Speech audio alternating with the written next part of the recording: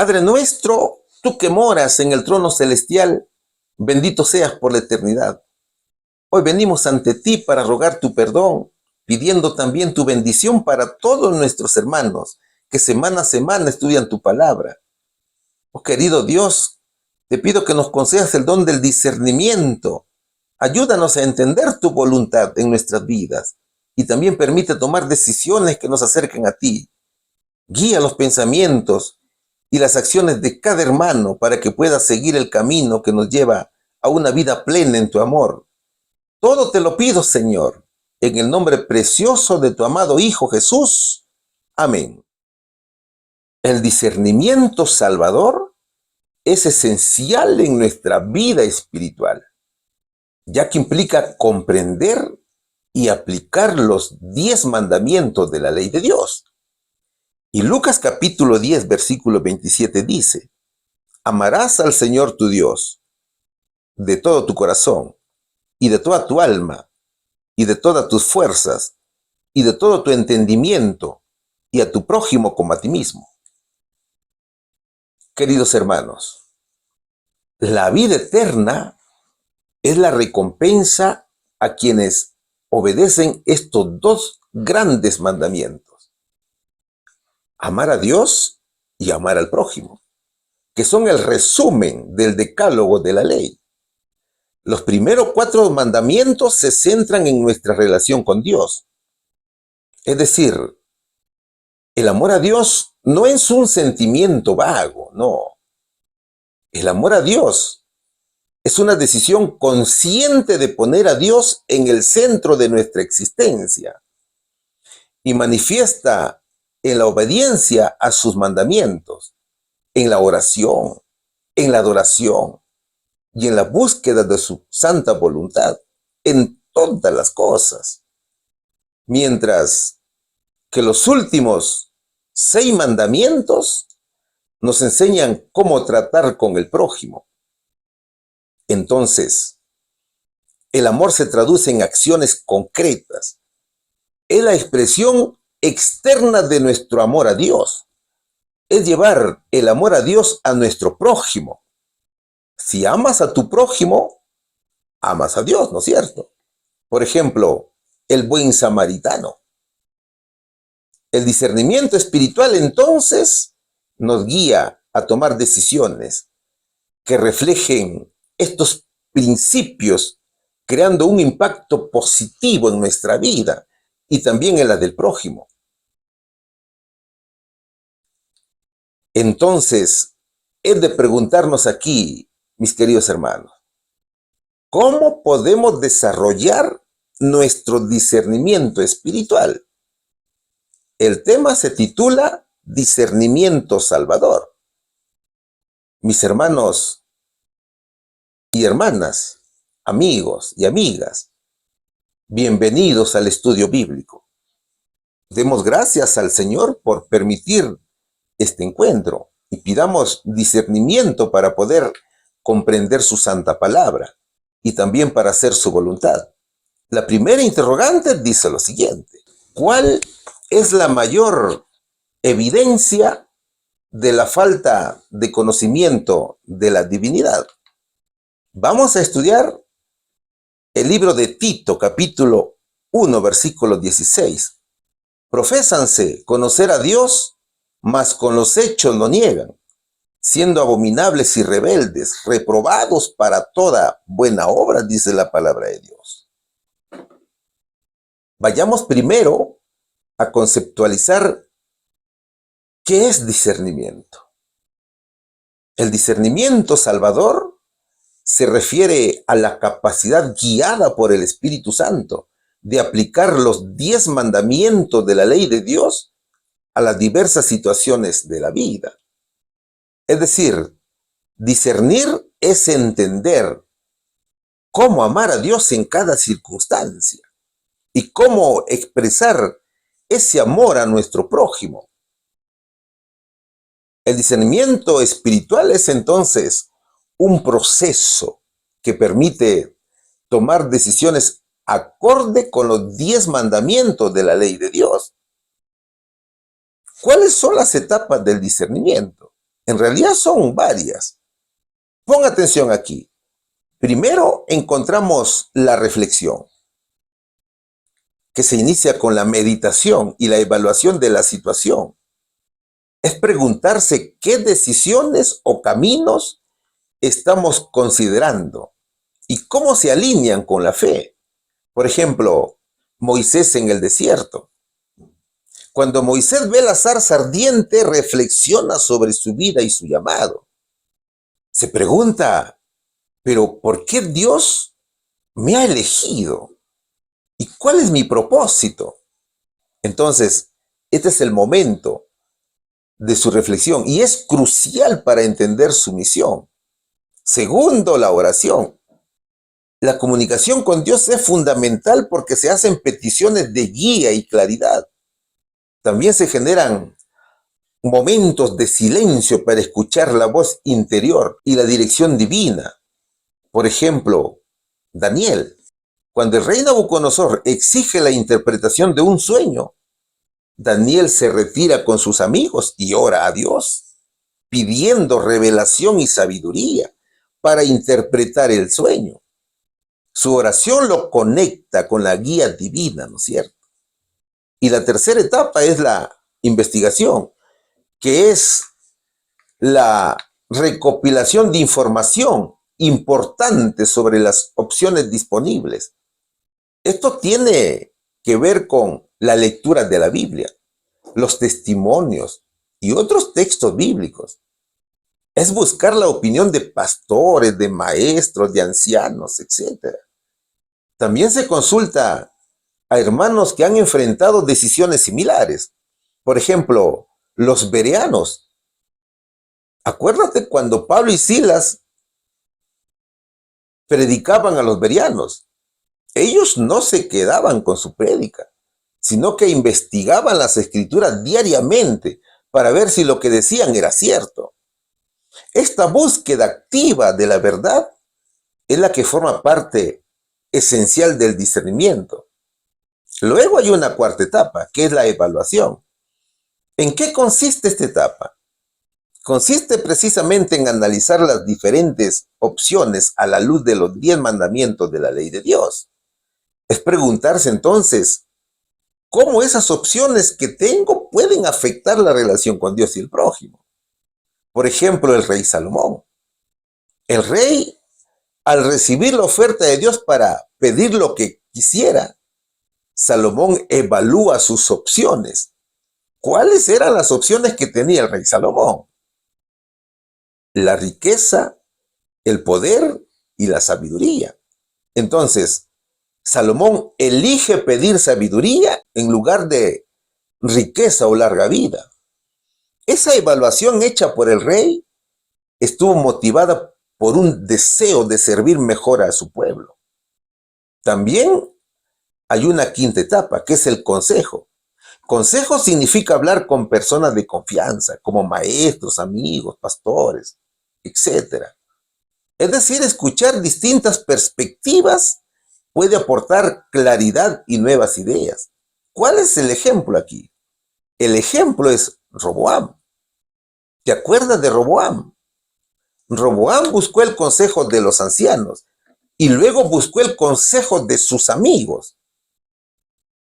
El consejo que buscó fue sobre cómo gobernar a las tribus. Sin embargo, su decisión de ignorar el consejo sabio le trajo consecuencias negativas. Esto muestra la importancia de buscar un consejo adecuado. Jamás te olvides, mi hermano, que la experiencia es muy buena para recibir consejo. También hay una etapa de tomar una decisión. Entonces, mira, ve, después de reflexionar, después de orar, de investigar y evaluar, llega el momento de tomar una decisión. La decisión debe ser una elección consciente que refleje la voluntad de vivir de acuerdo con los principios espirituales. ¿Cuál es el ejemplo aquí? El ejemplo es el apóstol Pedro. El apóstol Pedro decide confesar su fe en Jesús como el Mesías. Esa decisión, mi hermano, no solamente le cambió su vida, sino que recibió órdenes de apertura del reino de Dios en la tierra. Todos estos elementos nos conllevan a la séptima etapa, que es la acción. La acción es la ejecución de la decisión tomada y observar cómo se siente en la práctica. La acción debe ir acompañada de una actitud de apertura, de ajustes en caso sea necesario. ¿Sabes cuál es el ejemplo aquí, hermano? Es Noé. Noé, después de recibir la instrucción de Dios para construir el arca, actúa en absoluta obediencia, dedicando años a completar esta tarea. Entonces, actúa en obediencia a la ley de Dios. Esta acción refleja su fe y compromiso con la voluntad del Señor. Finalmente viene la octava etapa, que es la revisión. Después de un tiempo de reflexionar sobre la decisión y su impacto, se debe examinar si se siente paz o si lo hecho está de acuerdo a los 10 mandamientos de Dios.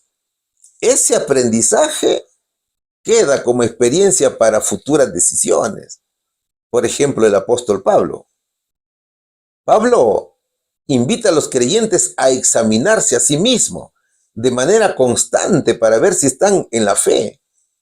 Este examen constante es fundamental para asegurarse de que en verdad están viviendo de acuerdo con la voluntad del Evangelio. Eso es lo que debemos hacer también nosotros. Ahora, ¿qué dice el versículo de Tito, capítulo 1, versículo 16? Vamos a leerlo en la Biblia Dios habla hoy. Dicen conocer a Dios, pero con sus hechos lo niegan. Son odiosos y rebeldes, incapaces de ninguna obra buena, dice el versículo. Los judíos pregonaban conocer a Dios, también los gnósticos, pero la predicación sin la práctica es hipocresía, ¿no es cierto? Estos falsos maestros demostraban una gran contradicción entre la profesión y la práctica. Entonces estaban desaprobados para ejercer la misión. Sus obras no eran buenas. ¿Sabes cuál es la mayor evidencia de la falta de conocimiento de la divinidad según el verso? Es la contradicción de muchos que dicen ser creyentes entre lo que dicen y cómo viven, o lo que hacen. Es decir, si sus acciones no reflejan los principios y enseñanzas de Dios, significa que hay falta de un verdadero entendimiento y relación con el Señor. O sea que hay incoherencia. Y esta incoherencia muestra que, aunque pueden afirmar conocer a Dios, su vida no es acorde con esa afirmación. Por tanto, no han llevado la teoría a la práctica, ¿no es cierto? ¿Cómo podemos ilustrar la incoherencia entre profesar conocimiento de Dios y vivir de manera contraria a ella? Uno de estos ejemplos es la hipocresía. Es decir, alguien que predica el amor y la compasión, pero actúa con odio o desprecio hacia los demás, entonces muestra que no ha internalizado realmente el mensaje de Dios. Y encontramos también ejemplos prácticos en la Biblia. Uno de ellos son los fariseos. Jesús reprendía a los fariseos por su hipocresía, diciendo que son como sepulcros blanqueados, por fuera parecen justos, pero por dentro estaban llenos de hipocresía y de maldad. Entonces, esto resalta cómo pueden aparentar piedad, mientras en su corazón hay desprecio. Otro ejemplo es la falta de ética, que es aquel creyente que se identifica como cristiano, pero engaña en su trabajo y comete fraudes. Entonces demuestra que su comportamiento tampoco refleja los principios de honestidad que Dios enseña. Aquí encontramos a Zaqueo, por ejemplo. Zaqueo era un recaudador de impuestos que vivía en deshonestidad, estafando a otros. Sin embargo, al encontrarse con Jesús, se convierte y decide devolver lo que había robado, mostrando de esta manera una transformación hacia la honestidad. ¿Qué más encontramos aquí? También encontramos la crítica o el ser criticón. El criticón es aquel que critica y condena a otros por sus errores, sin mostrar gracia ni misericordia. Contradice la orden de Jesús de amar y perdonar. Aquí tenemos lo que le aconteció a la mujer adúltera, por ejemplo, de muchos maestros de la ley. ¿Qué pasó en este caso? Los fariseos trajeron a una mujer sorprendida en adulterio para condenarla ante el Señor. Pero Jesús responde con compasión y les recuerda: el que de ustedes esté sin pecado, que le tire la primera piedra. ¿Te acuerdas de esa lección? Entonces, esto ilustra cómo el juicio debe ser acompañado de gracia y misericordia. También hay desinterés por los necesitados. En este tema, mi hermano, el creyente afirma seguir a Cristo, pero ignora las necesidades de los necesitados y también de los marginados, desoyendo el llamado a servir y ayudar al prójimo. Entonces, aquí evidencian una falta de comprensión del carácter de Dios. La mejor ilustración es la parábola del buen samaritano. ¿Qué es lo que dice la parábola del buen samaritano? En esta parábola, Jesús enseña cómo es que un sacerdote y un levita pasan de largo ante un hombre herido por los ladrones, mientras que un samaritano, considerado un extranjero y su enemigo, se detiene y ayuda. Esto destaca la importancia de cuidar a quienes están en necesidad, independientemente de su trasfondo.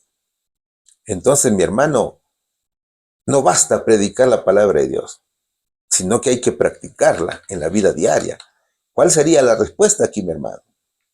¿Cuál es la mayor evidencia de la falta de conocimiento de la divinidad? La mayor evidencia es que no se practica lo que se predica. Pregunta número 2. ¿Cuán solemne es conocer el camino de la justicia? Vamos a estudiar segunda de Pedro, capítulo 2, versículo 21. Porque mejor les hubiera sido no haber conocido el camino de la justicia, que después de haberlo conocido, tornarse atrás del santo mandamiento que les fue dado. A ver, el conocimiento sin obediencia es muy peligroso, ¿no es cierto? Un día Jesús dijo de Judas que hubiera sido mejor para él no haber nacido que desviarse de la verdad que conoció. Mira, en tiempos de Pedro, los falsos maestros sabían lo que era correcto y santo, pero deliberadamente eligieron hacer lo malo y corrupto. Los falsos maestros decían tener mucha experiencia cristiana, pero con su vida y sus actos demostraron que habían rechazado a Cristo. Ahora, pon atención aquí, mi hermano. Los falsos maestros que Pedro describe no se hicieron fuera de la iglesia. No, ellos se levantaron dentro de la iglesia. Solo que, a pesar de estar en la iglesia, siempre tuvieron un pie en el mundo. Por tanto, en algún momento tenían que rechazar la verdad. Entonces, mira, mi hermano, mientras estaban en la iglesia, se dedicaron silenciosamente a seducir a algunos hermanos. Y claro, ellos escondían sus malvados planes para gratificarse a sí mismos. Por ejemplo, algunos lo hacían por fama, otros por poder, otros por dinero. Y así habían un montón de motivos. Segunda de Pedro capítulo 2 versículo 21 dice: más les hubiera valido no conocer el camino de la justicia que abandonarlo después de haber conocido el santo mandamiento que se les dio. ¿Qué nos dice el verso? El verso dice: a mayor revelación, mayor responsabilidad, ¿no es cierto? Mejor es para un creyente, mi hermano, nunca haber conocido hablar de Jesús, que el escuchar una parte de la verdad y después rechazarla. Eso se llama ser tibio. ¿Y qué hace Dios con los tibios? Los vomita de su boca. ¿Cómo lo sabemos? Porque Apocalipsis capítulo 3, versículos 15 y 16 así lo dice. Sé todo lo que haces. Sé que no eres frío ni caliente. Ojalá fueras frío o caliente. Pero como eres tibio y no frío ni caliente, te vomitaré de mi boca. Eso dice el verso. Mira, la iglesia de Dios, el pueblo de Dios, tiene todo el conocimiento. Es decir, que no le falta nada.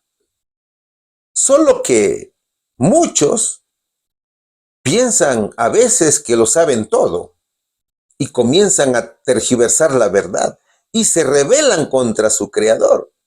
Y eso es lo peligroso. Porque cuando Dios nos pone la balanza, nos vomita de su boca. Es decir, que perdemos la salvación. ¿Qué hace el creyente entonces? Comienza a crear sus propias filosofías para sustentar sus posiciones, al punto de querer cambiar los principios de la iglesia. Y eso lo dice la hermana White. Ella habla de una manera explícita en su libro Mensajes Selectos, tomo número 1, que dice: el enemigo de las almas ha procurado introducir la suposición de que había de realizarse una gran reforma entre los adventistas del séptimo día y que esa reforma consistiría en renunciar a las doctrinas que están en pie como las columnas de nuestra fe y que había de comenzar un proceso de reorganización. Si se efectuara esa reforma, ¿qué resultaría? Los principios de verdad que Dios en su sabiduría ha dado a la iglesia remanente serían descartados. Sería cambiada nuestra religión. Los principios fundamentales que han sostenido la obra durante los últimos 50 años serían considerados como error. Se establecería una nueva organización. Se escribirían libros de una nueva orientación. Se introduciría un sistema de filosofía intelectual. Eso es lo que dice la hermana White. Entonces, mi hermano, cuando el hombre viene a Cristo, viene para ser liberado del diablo, ¿no es cierto? Pero luego de conocerlo, se enfrenta a dudas y tinieblas y se vuelve contra él. Y no solo eso, sino que cuando el hermano es líder de la iglesia, puede llegar hasta cometer abusos con los creyentes, con los hermanos que predican la verdad absoluta. Incluso hasta pueden llegar a expulsarlos. Y se han visto en algunos casos, pero eso es por la ceguera espiritual. Y eso es porque no hay discernimiento, ¿ve, mi hermano? Cuando el creyente se rebela contra Jesús, se convierte en instrumento del diablo. Dentro de la iglesia, inclusive, están allí induciendo a los hermanos a rebelarse también contra el Señor. Entonces comienza a perseguir a los hermanos. Nosotros hemos dicho varias veces que la persecución comenzará dentro de la iglesia y eso está profetizado. A medida que nos acerquemos al fin del tiempo, la línea de separación entre los hijos de la luz y los de las tinieblas será más y más definida. Estarán más y más en desacuerdo, dice Eventos de los Últimos Días. Entonces, mira, cuando nos apartamos de los principios de fe, cuando nos apartamos de la doctrina verdadera, caemos en apostasía, ¿verdad, hermanos? Incluso algunos hombres de su propio grupo se levantarán y distorsionarán la verdad para poder juntar seguidores. Escribió el doctor Lucas en Hechos capítulo 20, versículo 30. ¿Quién es el camino de justicia? Es Jesús. En estos tiempos muchos conocen la verdad, pero la rechazan. Y eso sí que es grave, hermanos. Entonces, conocer la verdad implica un compromiso serio con ella. Es como recibir un tesoro incalculable, un mapa que nos guía hacia la vida plena y feliz. Sin embargo, este tesoro conlleva una responsabilidad, que es la de usarlo sabiamente. La enseñanza es que es muy doloroso y condenatorio apartarse de Dios después de haber experimentado su amor y su verdad. Es como si alguien que está preso prueba la libertad y la alegría de la luz, pero luego decide volver nuevamente a la prisión. Un ejemplo claro es el rey Saúl. Saúl fue el primer rey de Israel, ¿no es cierto? Saúl fue ungido por Samuel, pero con el tiempo se apartó de Dios y desobedeció sus mandamientos. Y a pesar de haber experimentado la gracia de Dios, decidió seguir su propio camino. ¿Cuáles fueron las consecuencias? La consecuencia fue su trágica caída. Entonces, fíjate, mi hermano, aquí encontramos varios aspectos. Primero, hay un comienzo prometedor. Saúl fue escogido por Dios para liderar a Israel. Segundo, hay un alejamiento gradual. Con el pasar del tiempo, el rey Saúl comenzó a desobedecer a Dios y a confiar en su propio entendimiento. Tercero, hay consecuencias devastadoras. Su rebelión lo llevó a perder el favor de Dios y finalmente lo llevó a la muerte. ¿Cuál es el aprendizaje para nosotros? El aprendizaje es que conocemos la importancia de conocer a Dios. Mi querido hermano, es fundamental tener un encuentro personal con Cristo y experimentar su amor transformador. También aprendemos la necesidad de la obediencia. Es que la verdadera fe se demuestra en la obediencia a los 10 mandamientos de la ley de Dios y a la palabra del Señor. Pero también aprendemos la fragilidad del corazón humano. Nosotros, aquí mi hermano, conocemos cuán frágiles somos. El hombre es propenso a desviarse del camino correcto. Por lo tanto, necesitamos la gracia de Dios para perseverar. Hermano mío, cada uno de nosotros tiene una gran responsabilidad para consigo mismo. Es un bienaventurado privilegio renunciar a todo por Cristo. No miremos la vida de los demás, ni la imitemos, mis hermanos. Si has puesto la mano en el arado, jamás mires atrás. Nuestro objetivo es el cielo, ¿no es cierto? Entonces, tenemos que seguir con firmeza hacia adelante. ¿Sabes a quién debemos mirar? Y también imitar. Es a nuestro gran modelo que se llama Jesús. Eso es lo que debemos hacer. ¿Cuál sería la respuesta, mi hermano? ¿Cuán solemne es conocer el camino de la justicia? Es solemne porque implica un compromiso serio con ella. Pregunta número 3. Estamos estudiando la lección que lleva por título Discernimiento Salvador. Y la pregunta dice lo siguiente. ¿Cuál es la evidencia de conocer a Dios? ¿Qué es lo que vamos a estudiar? Es el libro de Primera de Juan, capítulo 2, versículo 3. Y en esto sabemos que nosotros le hemos conocido, si guardamos sus mandamientos, dice la palabra del Señor. A ver, la evidencia más clara de que conocemos a Dios es la obediencia a los 10 mandamientos de su ley. Los 10 mandamientos, mi hermano, no se guardan para ser salvos, porque la ley no salva, ¿no es cierto? Los mandamientos se guardan porque ya somos salvos. Entonces, esa obediencia es por amor.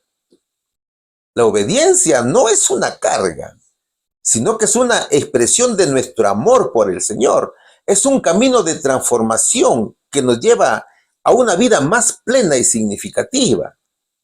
¿Qué dice nuestra hermana Guay?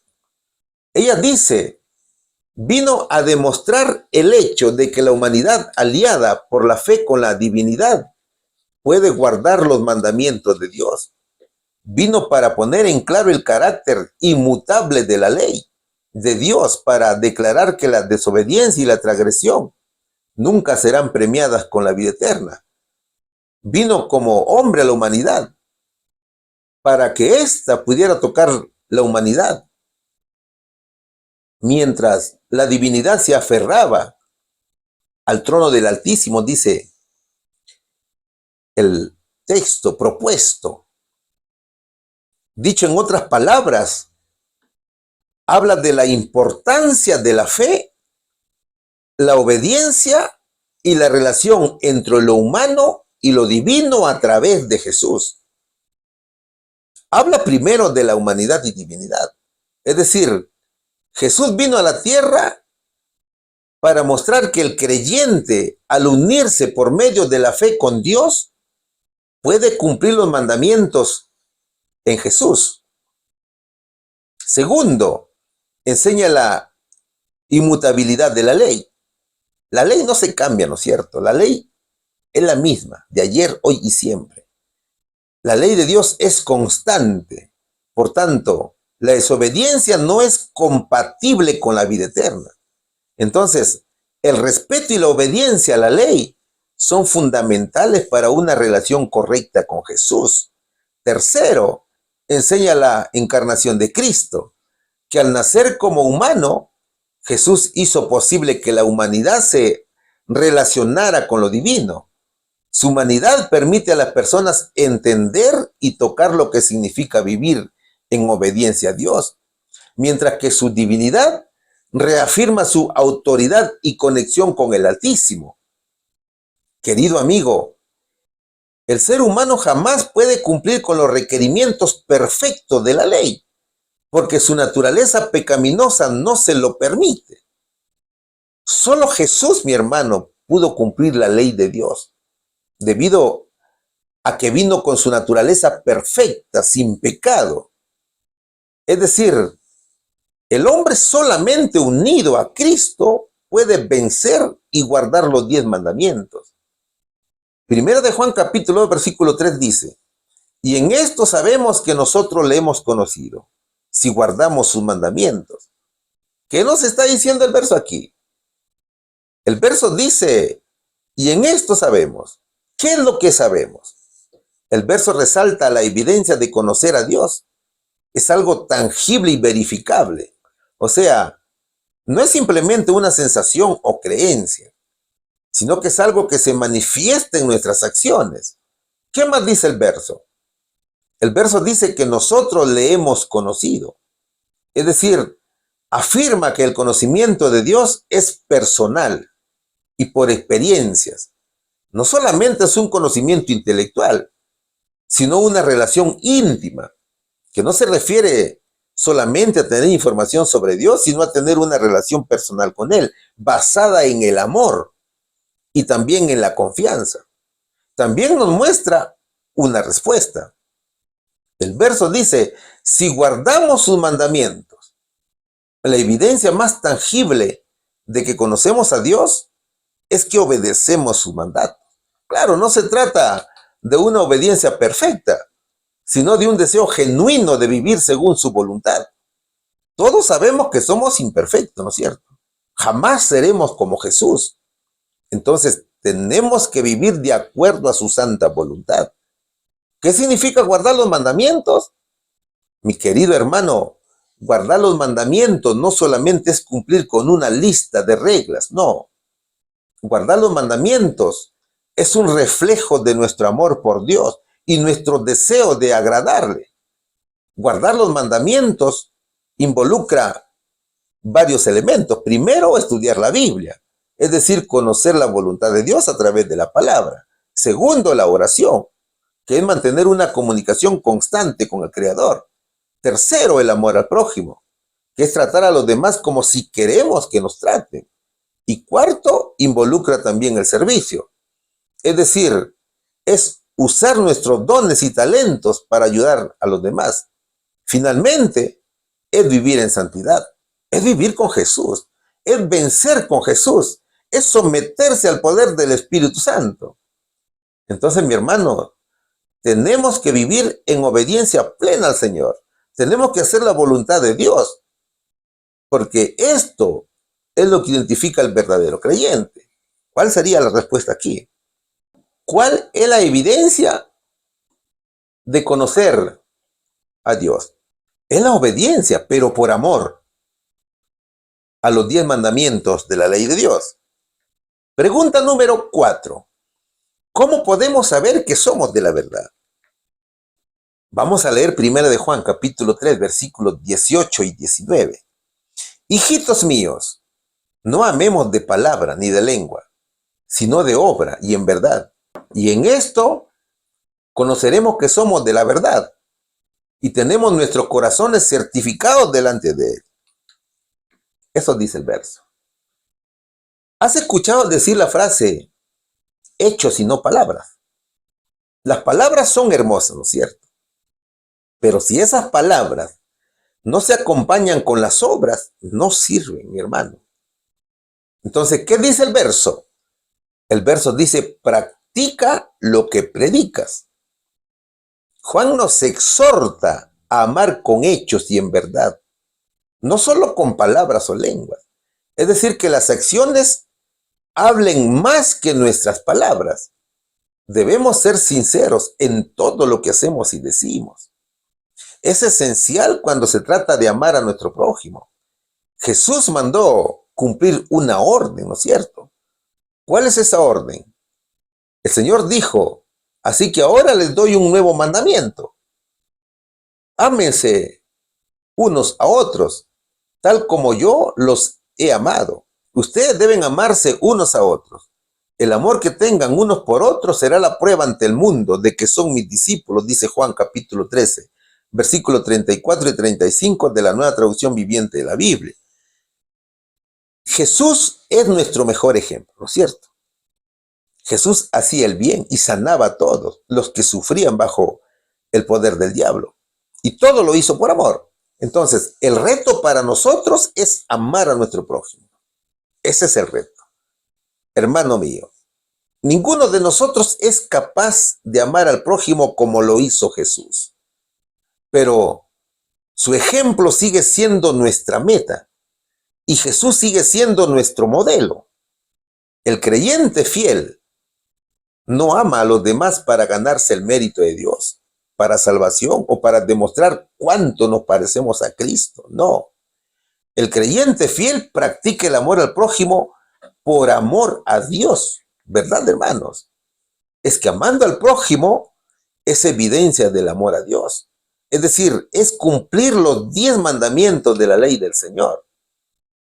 Entonces, cada uno de nosotros, como aprendiz, está precisamente aprendiendo a amar a su prójimo. ¿Cómo? Compartiendo nuestro tiempo, nuestros talentos, nuestros dones, nuestro conocimiento. Y así sucesivamente. Leamos nuevamente el verso, pero en la Nueva Traducción Viviente de la Biblia. 1 de Juan capítulo 3, versículos 18 y 19. Queridos hijos, que nuestro amor no quede solo en palabras. Mostremos la verdad por medio de nuestras acciones. Nuestras acciones demostrarán que pertenecemos a la verdad. Entonces estaremos confiados cuando estemos delante de Dios. Juan hace un llamado a poner al amor en acción. El apóstol dice que el amor no es solo una palabra bonita o un sentimiento. El amor al prójimo se demuestra con acciones concretas. Es que no basta decir, hermano mío, te amo, o decir, Señor, mi Dios, te amo. Hay que vivir ese amor en cada aspecto de nuestra vida y demostrarlo con el prójimo.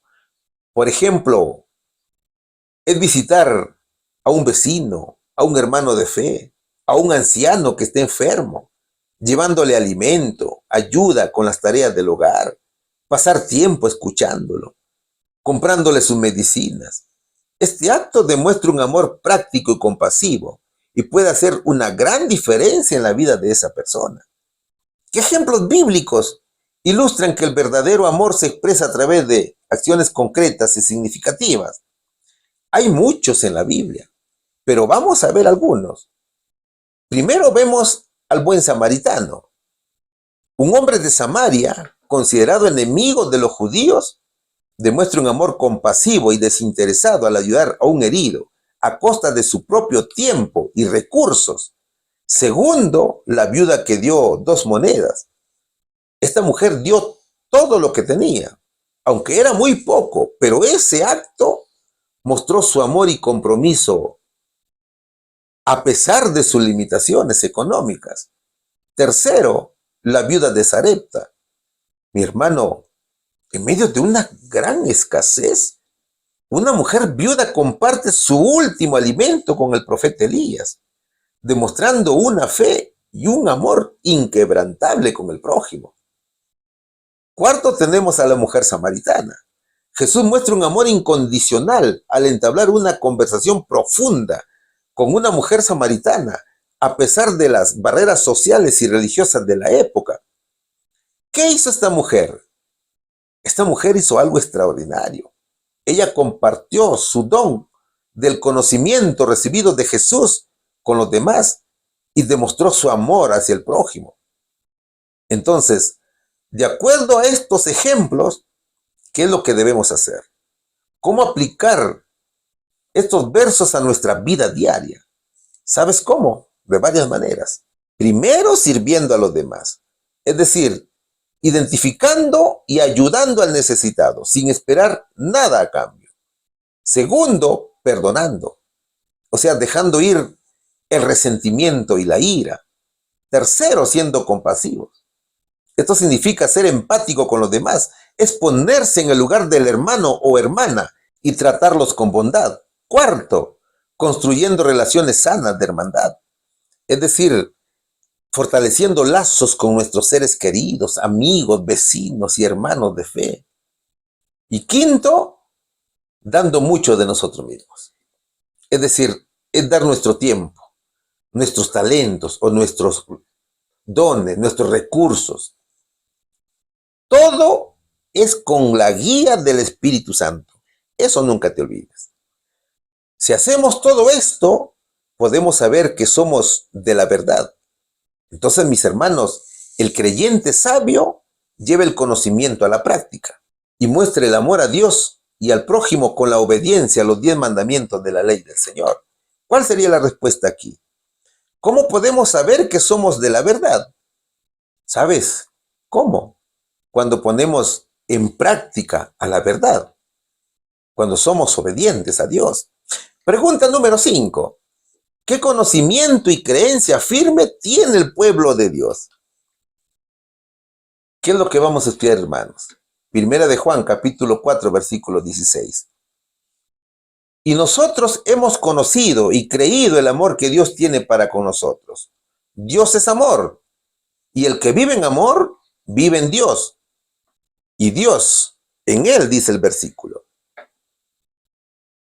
¿A quién debemos dejar morar en el corazón? Es al Espíritu Santo, ¿no es cierto? A Dios tenemos que recibirlo para que more en nosotros. Dios es amor. El verso enfatiza que conocer y creer en el amor de Dios es fundamental para la fe de los creyentes.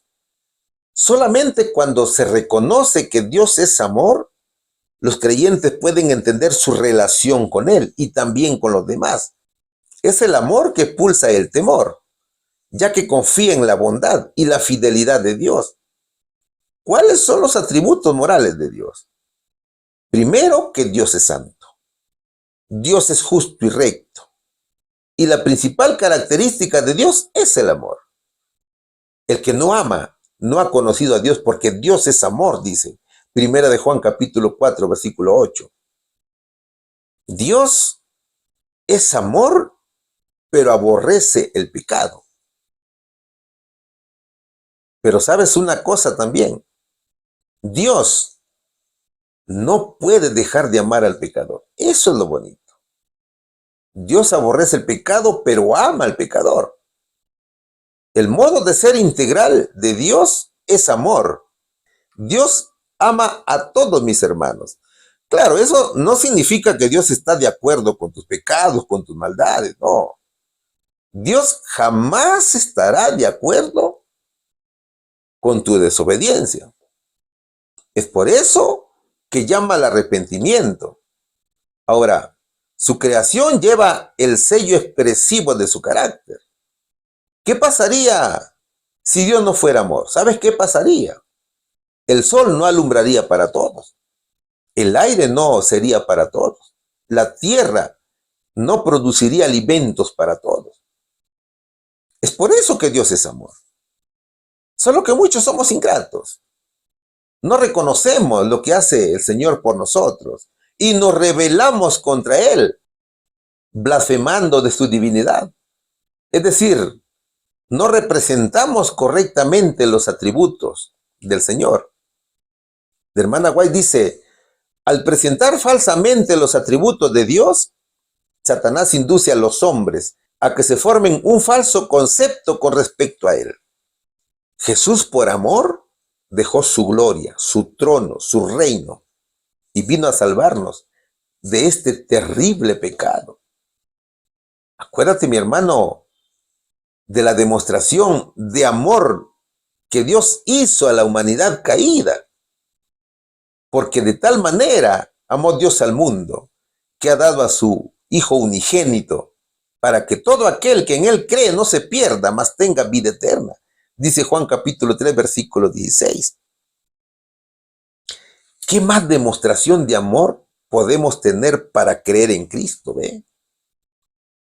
Entonces, mire, mi amigo, si mostráramos nuestra fe de manera más abierta y nos deleitáramos más por las bendiciones que ya disfrutamos, como la inmensa misericordia del Señor, su paciencia y el amor de Cristo, cada día encontraríamos mayor fortaleza.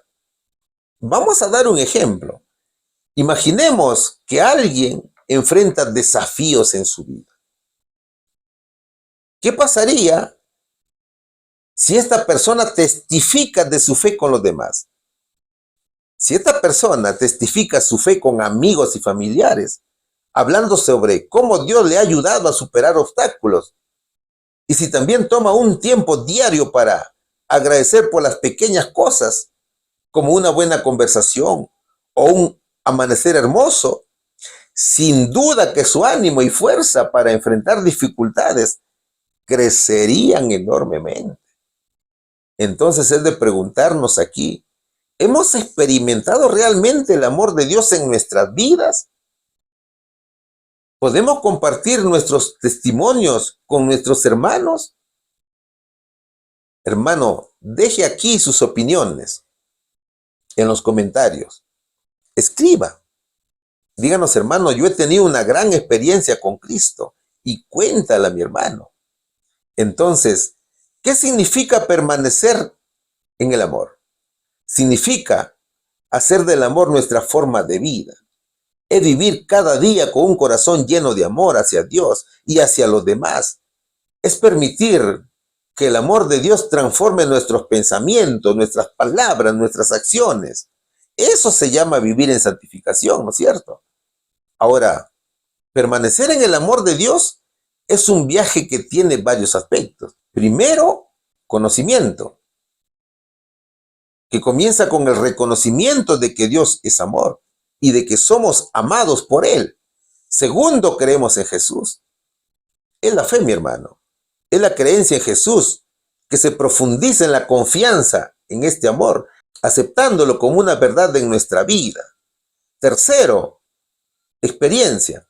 Es decir, vivimos el amor de Dios en nuestras relaciones con el Señor y con los demás y testificamos de las experiencias con Cristo. Cuarto, mejoramos en la expresión. Esto significa que el amor de Dios se manifiesta en nuestras acciones, nuestro vocabulario, nuestras actitudes. Y quinto, caminamos a la perfección. Es decir, nuestra tendencia es hacia una madurez espiritual en el amor, donde el carácter se asemeja más al amor perfecto de Dios. Jamás olvides que nunca igualaremos el carácter perfecto de Cristo. Entonces, el objetivo de todo siervo de Dios es vivir en el amor de Dios. Así que sigamos adelante, mi hermano. Que nada nos detenga en nuestro viaje al cielo. ¿Cuál sería la respuesta aquí? ¿Qué conocimiento y creencia firme tiene el pueblo de Dios? Es el conocimiento del principio del amor, del Dios celestial. Pregunta número 6. Seguimos estudiando la lección que lleva por título Discernimiento Salvador. ¿Qué conocimiento es imperativo para obtener la vida eterna? Seguimos estudiando hermosos versículos en esta lección. Lucas capítulo 1, versículo 17. ¿Qué dice? Porque él irá delante de él con el espíritu y virtud de Elías, para convertir los corazones de los padres a los hijos y los rebeldes a la prudencia, de los justos para aparejar al Señor, un pueblo apercibido. Eso dice el verso. Este verso se centra en la misión de Juan Bautista como precursor de Jesús. Juan vendría con el espíritu y el poder de Elías, dice el verso, para preparar al pueblo para la llegada del Mesías. Es decir, Juan es el segundo Elías, ¿no es cierto? Y también hay un tercer Elías. ¿Quién será el tercer Elías? En la iglesia, ¿no es cierto? Entonces, ¿cómo debe ser el discernimiento del creyente actual? El discernimiento debe ser continuo. Debe ser un proceso educativo en crecimiento. Debe ser centrado en la gracia. El fiel creyente debe comprender todas las cosas a la luz de la gracia y la palabra de Dios. Es decir, es aceptar que la salvación es un regalo inmerecido y que nuestra relación con Dios se basa en su amor incondicional, no en nuestros propios méritos. Segundo, está fundamentado en la verdad. El discernimiento del creyente debe estar basado en la verdad absoluta de Cristo, que se revela en las Escrituras, su vida, sus enseñanzas, su ejemplo. La Biblia es nuestra autoridad suprema para distinguir entre lo verdadero y lo falso. Y tercero, está orientado hacia la vida. El discernimiento salvador nos lleva a una vida transformada que nos permite distinguir aquello que nos acerca a Dios de aquello que nos aleja de Él. Todo es por medio del Espíritu Santo, quien nos permite tomar decisiones sabias que honran a Jesús y benefician a los demás. Cuarto, hay que ser guiados por el Espíritu Santo. El Espíritu Santo nos capacita para discernir los pensamientos y las intenciones de Dios. Y a medida que crecemos espiritualmente en nuestra relación con Cristo, nuestra capacidad para discernir crece. Aquí también encontramos la ayuda de los hermanos de la iglesia, quienes nos ayudan a ver nuestras propias cegueras y a confirmar la verdad que es Cristo. ¿Qué nos dice el verso de Lucas capítulo 1, versículo 17? Vamos a leerlo en la Nueva Versión Internacional de la Biblia. Él irá primero delante del Señor con el espíritu y el poder de Elías, para reconciliar a los padres con los hijos y guiar a los desobedientes a la sabiduría de los justos. De ese modo preparará para el Señor un pueblo bien dispuesto. Juan Bautista no era el Elías literal y físico, no. Juan vino con el espíritu y el poder de Elías, dice el verso. El profeta Elías ya había venido. El pueblo de Dios conocía al profeta Elías. Y en aquel tiempo ellos sabían que Elías había sido llevado al cielo. Solo que hay una profecía que habla de este tema. Y es la profecía de Malaquías, que dice que Dios enviaría al profeta Elías. Entonces, ¿cómo es eso? ¿Era solo para preparar la primera venida de Jesús? No, mis hermanos. La Biblia refiere a 3 Elías. El primero fue Elías Tisbita, ¿no es cierto? Fue el profeta que ministró en el reino de Israel en días del rey Acab y la reina Jezabel, que vivía en total idolatría. Elías Tisbita fue comisionado por Dios para preparar a un pueblo para encontrarse con el Señor en el Monte Carmelo. ¿Y qué sucedió en el Monte Carmelo? Allí Elías destruyó a los 450 profetas de Baal. ¿Cuál fue su mensaje?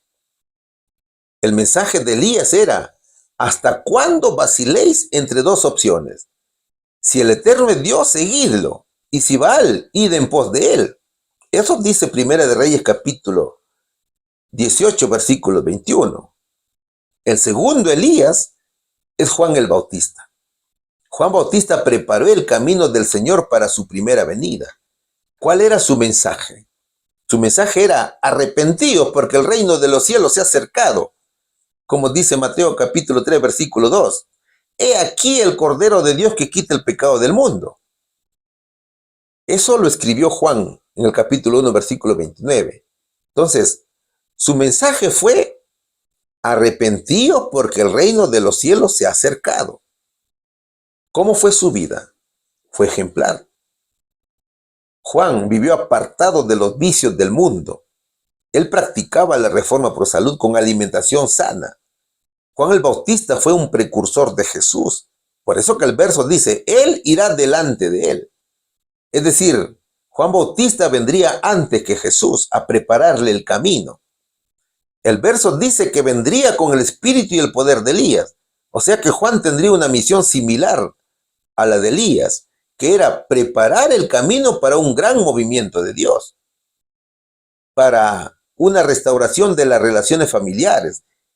Él vendría a sanar las divisiones familiares y sociales, a restaurar las relaciones rotas, a preparar a las personas para recibir a Jesús en su primera venida. Esos corazones debían estar preparados para aceptar a Jesús como su Salvador. Y el tercer y último, Elías, ¿quién será entonces? Vamos a leer Malaquías. Esta profecía es muy interesante. Capítulo 4, versículo 5. Dice: He aquí, yo os envío a Elías el profeta, antes que venga el día de Jehová grande y terrible. Esa es la profecía. Este Elías entonces está relacionado con el día grande de Jehová, con el día final. Un evento muy lejano del ministerio de Juan Bautista. Mira, cuando Cristo fue al cielo, dejó una orden, ¿cierto? Ir por todo el mundo y predicar el evangelio a toda criatura, como lo dice Marcos capítulo 16, versículo 15. Ahora, Apocalipsis 14 nos habla de 3 ángeles y 3 mensajes para el tiempo del fin. Entonces, el tercer Elías es la iglesia de Jesús. Son aquellos siervos que anuncian su segunda venida, que predican el mensaje de los 3 ángeles y preparan a un pueblo para su segunda venida. Es decir, son hermanos que evangelizan y convencen a padres e hijos que pronto viene Cristo. Por lo tanto, es tiempo de arrepentirse y perdonarse unos a otros. Es tiempo de cambiar actitudes y vivir como el Señor quiere. Todo es con la guía y el poder del Espíritu Santo. Entonces, debemos ponernos a cuentas con Dios, pidiendo perdón por nuestros pecados. Los Elías del tiempo del fin son hermanos que hablan la verdad absoluta, tal cual y como la enseñó Cristo. Son hermanos que cumplen los mandatos de Dios y los mismos principios de temperancia que Juan Bautista practicó. Es por eso que practicamos la reforma pro salud, ¿no es cierto? Juan cumplió una tarea similar a la del profeta Elías, que era la de llamar a los seres humanos al arrepentimiento. El tercer Elías guarda y enseña a guardar los 10 mandamientos de la ley de Dios. El tercer Elías, mi hermano, guarda el sábado como señal de Dios y su pueblo. Malaquías capítulo 4, versículo 6 dice: Él convertirá el corazón de los padres a los hijos y el corazón de los hijos a los padres, no sea que yo venga y hiera toda la tierra con destrucción. Es un tiempo muy difícil y muy convulsionado el que se vivirá en aquellos días. Sin embargo, la profecía dice que en ese tiempo de crisis se restaurará la familia. Los hijos con los padres volverán a estar unidos, como debió ser siempre, así como lo fue en el principio. En el principio, la familia fue unidad, ¿no es cierto? Pero por causa del pecado se dividió. Entonces, esa actitud de una familia que se restaura es una señal más de los tiempos finales, antes del gran día del Señor. Mis hermanos, nuestro mensaje debe ser tan directo como lo fue el de Juan Bautista. El profeta reprendía a los reyes por su iniquidad, sin temor.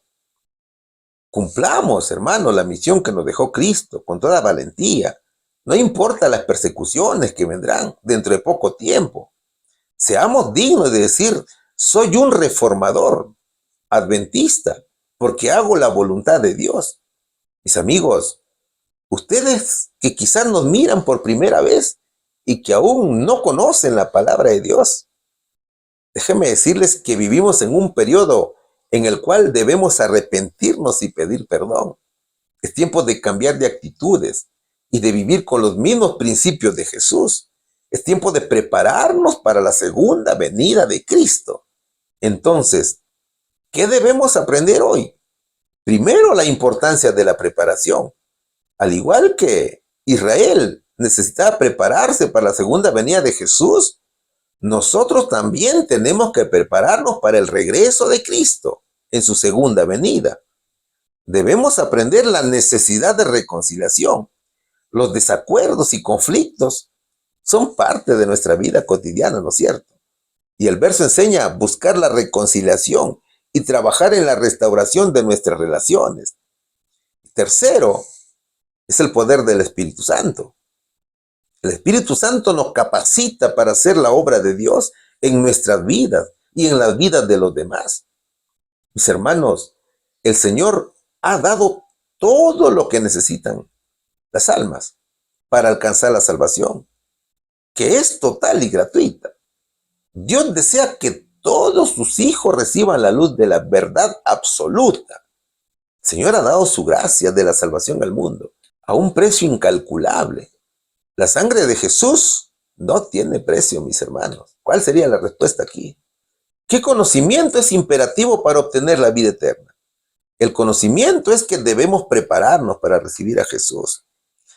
Pregunta número 7. ¿Qué nos dice la pregunta número 7? Es la pregunta final de la lección. ¿Qué anhelo precioso cumple Dios? ¿Qué dice Filipenses capítulo 3, versículo 10?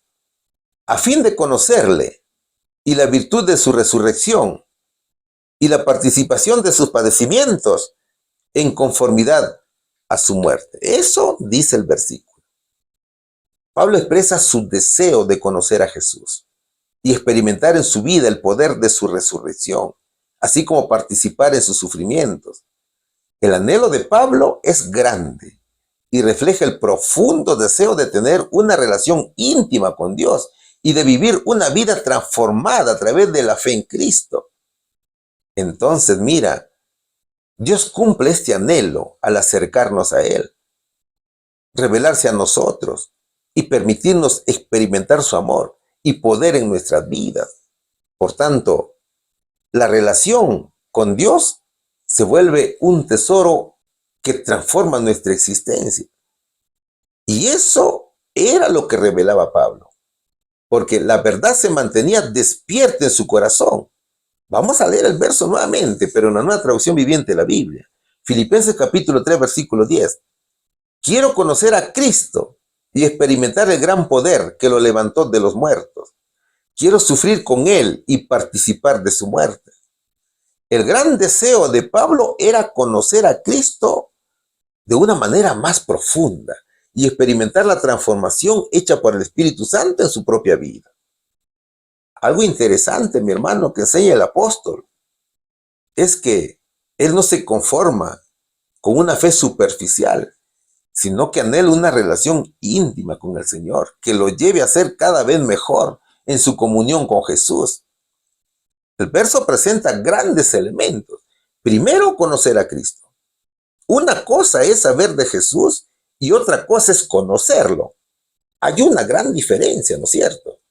Entonces, no basta saber de Cristo, sino de tener una experiencia personal y transformadora con Él. Segundo, el poder de su resurrección. El gran poder de la resurrección de Cristo nos da vida nueva y nos capacita para vencer el pecado y la muerte. Todo es por fe, ¿no es cierto? Tercero, es participar en sus padecimientos y sufrimientos. Mi querido hermano, Seguir a Jesús implica compartir sus sufrimientos. Aquel que predica la verdad absoluta siempre encontrará muchas persecuciones. Se encontrará inmerso en los sufrimientos, en las aflicciones, en las críticas. Pero también el Señor nos da la esperanza de la resurrección. Y cuarto, llegar a ser como Él en su muerte. La muerte de Cristo nos libera del pecado y nos reconcilia con Dios. Entonces, al morir a nosotros mismos, al morir al mundo, a sus costumbres, a sus tradiciones, podemos experimentar una nueva vida en Cristo. Pablo decía, todo lo he dejado a un lado y lo considero basura con tal de llegar a conocer bien a Jesús. Pues no hay mejor conocimiento que Jesús. Eso decía el apóstol. Además de Pablo, también encontramos el ejemplo de el patriarca Abraham. Abraham tenía un enorme deseo de conocer a Dios en todo momento, en tiempos de duda, de desafíos. Incluso cuando no entendía sus planes, el patriarca demostró ese profundo deseo de conocerlo mejor. Entonces pregúntate, mi hermano, ¿cuál es tu mejor deseo? Sin duda que debe ser conocer profundamente a Dios. Así que sigamos adelante, mis hermanos. Preparémonos para recibir a nuestro Señor Jesucristo. ¿Cuál sería la respuesta? ¿Qué anhelo precioso cumple Dios? Dios cumple este anhelo al acercarnos a Él, revelarse a nosotros y permitirnos experimentar su amor y poder en nuestra vida. A ver, hoy hemos aprendido el discernimiento salvador. Eso significa que para reflejar el carácter de Jesús, tenemos que llevar la teoría a la práctica. De nada servirá, mis hermanos, si nos llenamos de conocimiento y no ponemos en práctica nada de lo aprendido, ¿cierto? Todo tiene que ver con la obediencia a los 10 mandamientos de la ley de Dios, que se resumen en 2 grandes mandatos: el amor a Dios y el amor al prójimo. ¿Qué sucede si no lo hacemos?